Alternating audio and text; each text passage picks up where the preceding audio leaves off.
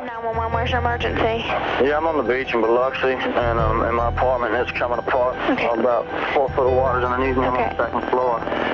Right now, there's nothing that we can do as far as coming to rescue you. 911.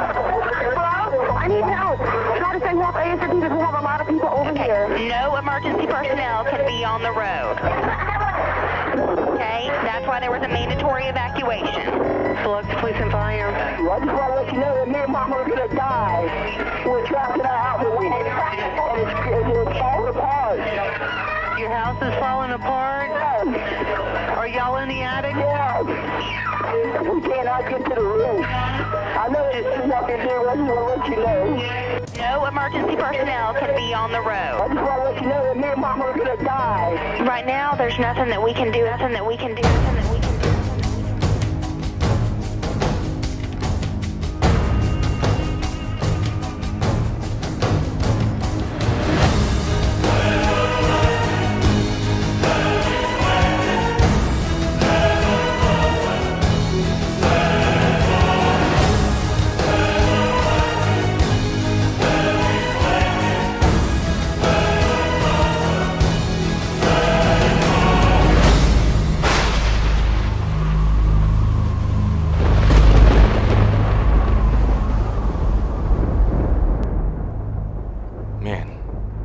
That's tough.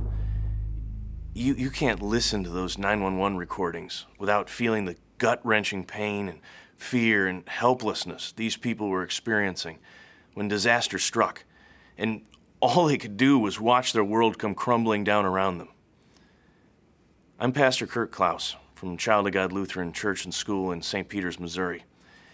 In this Men's Network Bible study, we'll be examining disasters and the powerful impact they have on our lives. No matter what kind of disaster strikes, it always changes your life, and it changes it drastically. You wake up in the morning and you're confident that your day is going to go according to routine, just like every other day. And then, bam, disaster strikes out of nowhere. Everything is totally out of control, and there's nothing guys hate more than losing control. We're hardwired to want to fix problems, put stuff back in order. But in a disaster, there's not a whole lot of stuff you can fix, and no quick, easy way to get your life back in order either. We can talk about all kinds of disasters, but we're going to focus on 3 distinct kinds of disasters in this Bible study. Each one presents its own unique questions and problems to deal with. First, there's the well-known natural disaster. Then there's the unnatural disaster caused by other people's disastrous actions. And finally, the very personal disasters we cause by the stupid stuff we do.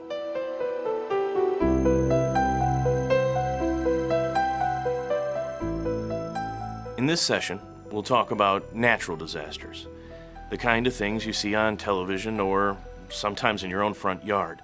You know, like hurricanes, tornadoes, forest fires, mudslides, flooding, and also those personal disasters like losing your job, the death of a wife or child, or learning you have cancer. When you can't blame yourself or another person, who do you blame? I mean, when airlines cancel flights because of natural disasters, they won't take the blame. When asked why they won't refund tickets or put people up in hotels, they say, and get this, it was an act of God. Insurance companies do the same thing. Isn't it pretty convenient to blame God when most of the world doesn't want to give God credit for anything? But the truth is, when disasters strike and there's no one else to blame, even Christians often end up looking at God. On August 24th, 1992, Evelio Cruz happened to be living in the path of Hurricane Andrew, the 4th strongest Category 5 hurricane to make landfall in the U.S. How did he feel about God when his life and home were completely torn apart?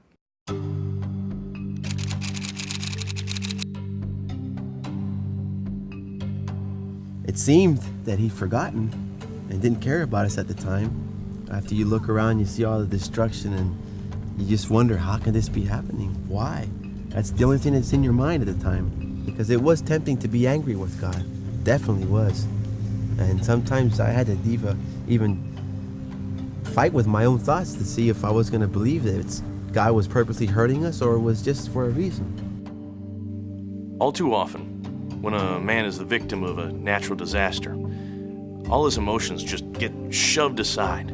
There's this need to survive and an overwhelming need to do something. It was like you didn't know where to start. And it was a very emptiness inside because you just don't know where. You know, it's like if you tell a little kid to pick up the toys, you wouldn't know where to start. There was not a moment that you didn't sit down. If there was not looking for firewood to make, a little outside kitchen or if not that, trying to find decent clothes for the kids to wear or what you're gonna eat.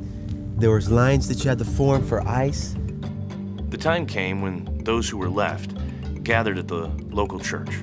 We had our first gathering, and what Pastor did was to have us each stand up and express our feelings. And he actually wanted us to cry, to get that anxiety out and that pressure, and it worked. It really did. And from there on, things were looking a little bit different, at least inside of our hearts, where the pressure was relieved and we were able to function calmly.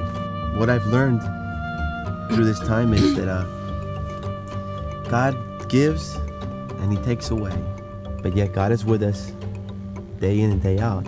And if we don't know that, we don't take that time to be still and know that he's God, things will be easier. So that's my advice to those who are suffering now, is to just be still.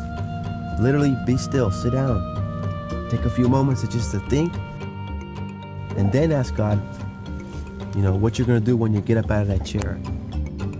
When natural disasters strike, guys like to find someone to blame, or at least try to figure out what God was thinking. We would like to think that God punishes bad people and rewards good people. It's natural to think it's that simple. But that's just not the way it is. For instance, when Katrina hit, there were some who said it was because of the sin of Mardi Gras in Bourbon Street in New Orleans. But if that was the case, why was the damage on Bourbon Street minimal? And why did places like Waveland, Mississippi, look like a lumberyard exploded? Guys want to know why. But maybe what we ought to be asking is, what for? Thinking about the reason why is natural. But God doesn't give us all the answers. But he does tell us that my ways are not your ways, and my thoughts are not your thoughts. Since we can't possibly understand all of God's reasons, he points us instead to Jesus' cross and empty tomb, so that you can see that God has a way of bringing good out of the worst disasters. He reminds us that he loves us so much, he gave his only son to die for us, and raised him again to assure us that he will raise us up on the last day to live with him forever. If he loved us enough to make that sacrifice, he has a perfect reason for permitting disaster to strike us. And he will be there to control it, see us through it, and bring good out of it. Let's go to the discussion guide to talk about how we can face natural disasters.